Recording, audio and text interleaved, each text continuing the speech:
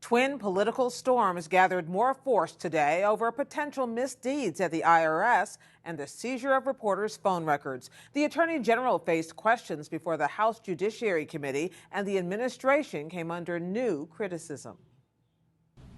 Now, my question isn't about who's going to resign.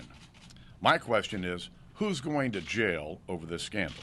House Speaker John Boehner led the way this morning as Republicans stepped up demands for action in the scandal at the Internal Revenue Service. There are laws in place to prevent this type of abuse. Someone made a conscious decision to harass and to hold up these requests for tax-exempt status.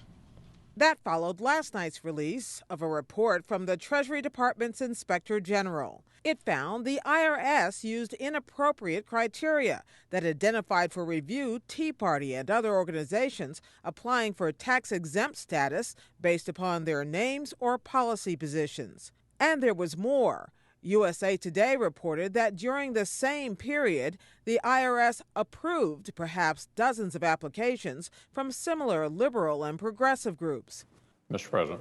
On the Senate floor, Republican Minority Leader Mitch McConnell pressed the White House to make sure the IRS cooperates fully with congressional investigations. These allegations are very serious. That there was an effort to bring the power of the federal government to bear on those the administration disagreed with in the middle of a heated national election. It actually could be criminal. And we're determined to get the answers. McConnell and the other 44 Republicans in the Senate signed a letter to President Obama demanding full compliance.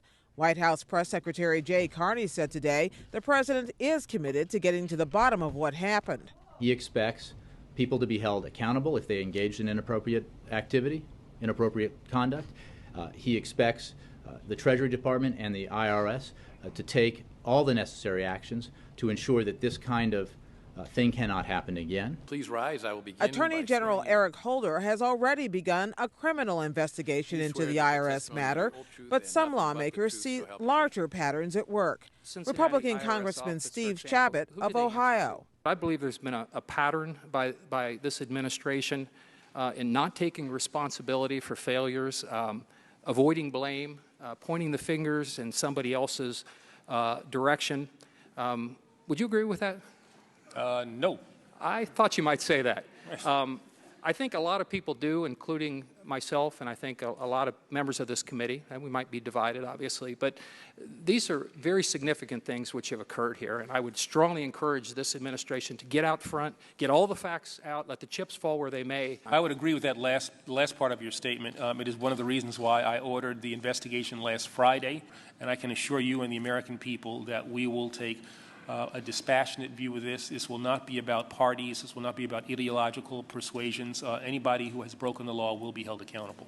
Still, House Republicans have frequently accused Holder of stonewalling their investigations, even citing him for contempt. That bad blood was on sharp display when Holder's leading critic, California Congressman